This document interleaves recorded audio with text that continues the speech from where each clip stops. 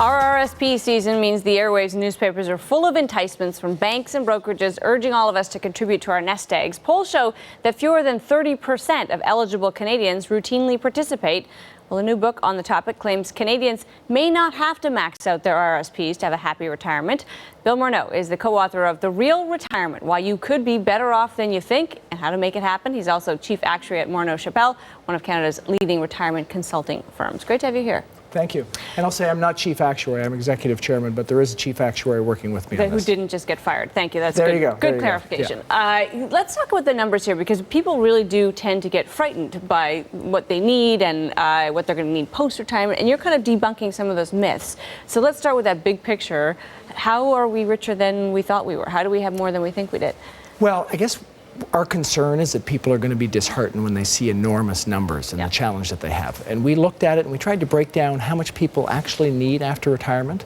And we just came to the conclusion that the commonly held assumption that you need 70% of your pre-retirement income in retirement is more than people need when you take away their cost of investing in their RSPs, which is going to go away when you change their tax situation, when their kids are gone from home, when their mortgage is finished.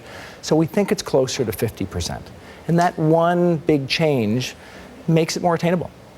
Now, I'm going to make the assumption in that number that these people are going into retirement without any debt to service, because even the Canadian government themselves have been warning a cry for Canadians to get out of debt, that they're too levered at this point. Is that an assumption that would be correct, that your model works if you have no debt when you retire? Well, we couldn't agree more, Kevin. People really need to be out of debt when they retire. So another part of our equation is we believe that when you look at the situation with when people will retire, eventually it's going to migrate later and later based on both the needs for the economy, for the number of people we need in our economy, and also people's savings requirements. So let's talk about whether there's an overall crisis on this subject in Canada, because we know in other countries that they face a kind of a looming demographic ticking time bomb. Do we have a problem here?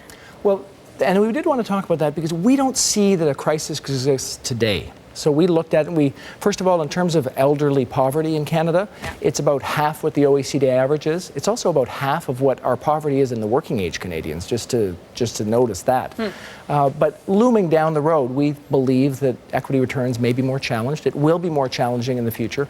But as we said, we think people will retire a little later, which is going to take up a big part of that gap. You make the assumption in your model, I assume, that CPP will be intact 30 years from now. It'll be a major contributor to their inflows at that time. Is that correct?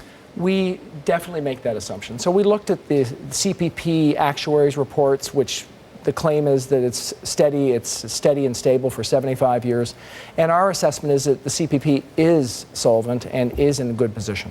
You're talking about this sort of we may work a little bit longer to offset the fact that we may not get the returns that we once got. That's kind of a new reality for people to cope with. Do you believe there are people out there who are still kind of hoping their investment portfolios will do what they did 10 years ago and haven't adjusted to this idea that they may not?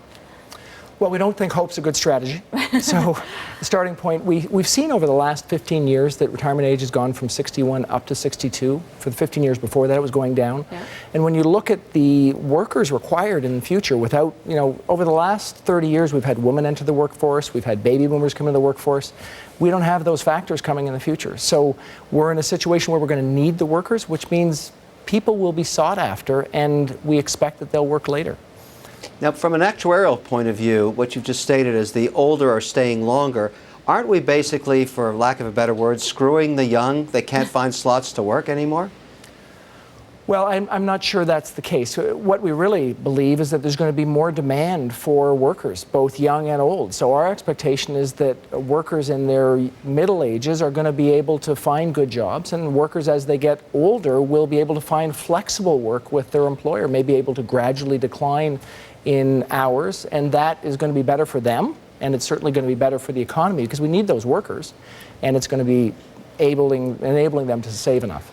Bill, the stats are still really frightening on how people don't kind of get focused about saving. So maybe we don't need to save as much as we thought. And the message we could take away is let's not panic about it and just start, even if we start small. But what do you think it'll take to get people actually putting something away for the future? Because far too many people don't seem to.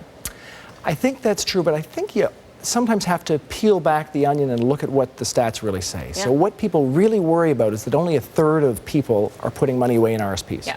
That's a third of tax filers. Tax filers include retired people. Tax filers include people in the bottom quintile of earnings, under 30,000. Yeah. Those people probably shouldn't be putting money into an RSP. Tax filers include people in defined benefit pension plans. They may not need to. About 15% of private sector workers are in defined benefit pension plans, and about 85% of public sector workers. Right. So there are a number of cohorts who shouldn't be in RSPs. But I acknowledge your problem. There are some people who aren't putting enough money away, Yeah. and therefore the ideas like PRPPs, those are ideas that have merit in terms of finding ways to encourage people to save. All right. Better leave it there, Bill. Great to have you here. Okay, thanks very much. Bill Morneau, Exec Chair and co-author of The Real Retirement, Why You Could Be Better Off Than You Think and How to Make It Happen, and Executive Chairman of Morneau Chappell.